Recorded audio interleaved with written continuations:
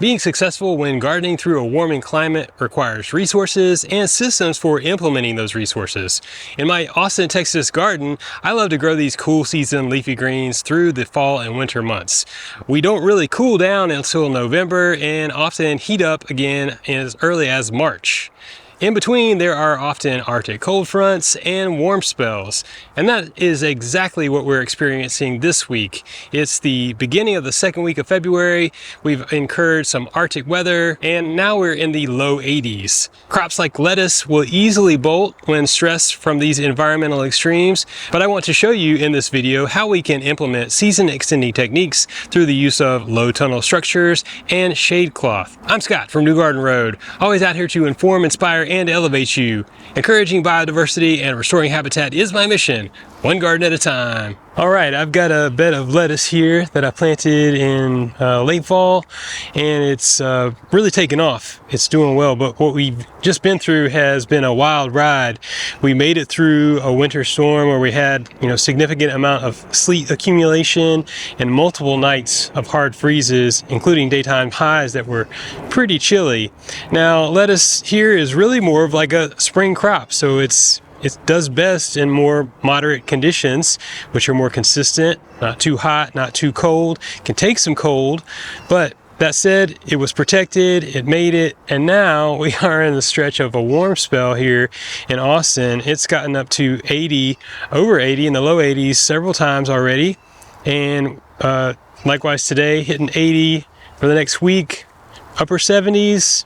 I'm telling you, this is a lot for this crop to endure, and what I see happen at this point is it may prematurely bolt, which is, it's going to seed essentially, and you'll start to see the center of the plants. If you've got them thinned appropriately, like these are all individual heads that I was growing as head lettuce, I wanted to harvest the whole thing at once.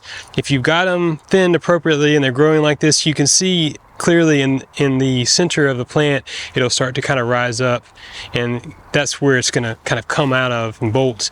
And oftentimes the color or the texture, like the finish of it, will be more of a matte finish, and that can really indicate that it's starting to bolt.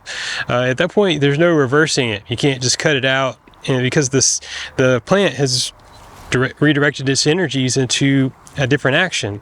So that's the boat we're in.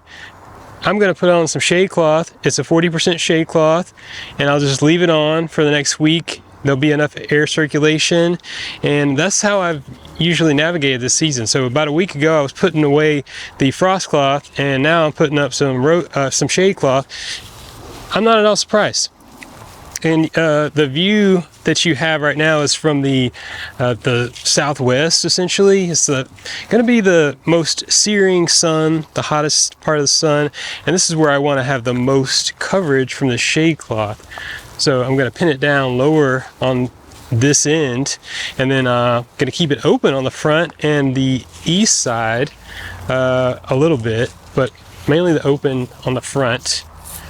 And this piece of fabric is sized just for this raised bed. I think it's probably 7 or 8 feet wide, and that gives me enough of a gap to keep good circulation on the raised bed. I'm just going to go ahead and pin it with a clip here, and I can adjust it later. I usually put about 5 clips on one end. That seems to be what it takes to keep it tight enough to hold its form. All right. So I can see it's a little bit too low, but I'm going to go ahead and pin it like that. Bring it back up. There's another one. Back to center. Now I'm going this way.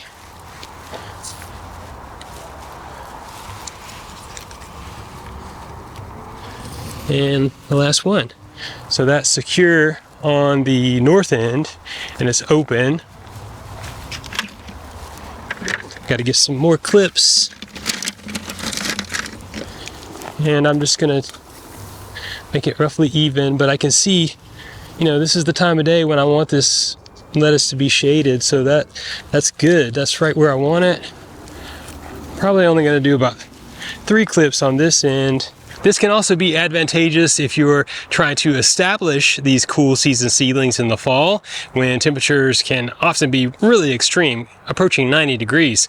40% shade cloth is good for all day coverage. You can keep it on. Just remember to leave the north side and the east and west sides a bit open so that you can get some adequate air circulation. The hottest part of the day is going to be, mid to late afternoon, and that's where you want to have widespread coverage with shade cloth. You can also employ something stronger like a 60% shade cloth to buffer reflective surfaces.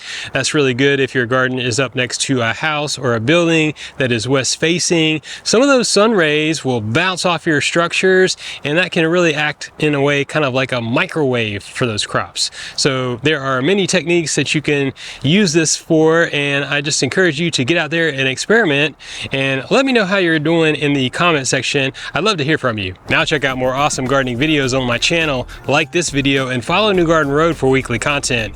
You can grow your own food. Keep it organic.